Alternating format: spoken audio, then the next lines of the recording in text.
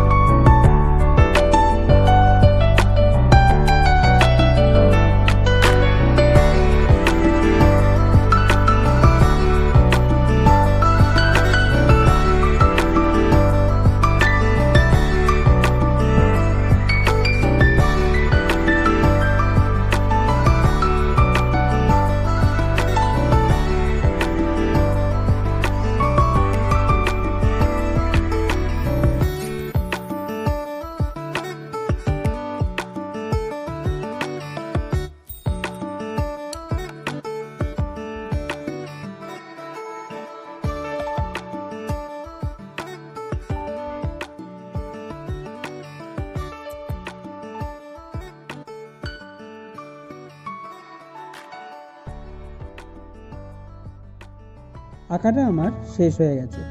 এবার দেখে বলুন কেমন হয়েছে। যদি ভালো লাগে তাহলে অবশ্যই ভিডিওর নিচের কমেন্ট বক্সে জানাবেন এবং একটা লাইক করবেন। সম্পূর্ণ ভিডিও দেখার জন্য অসংখ্য ধন্যবাদ।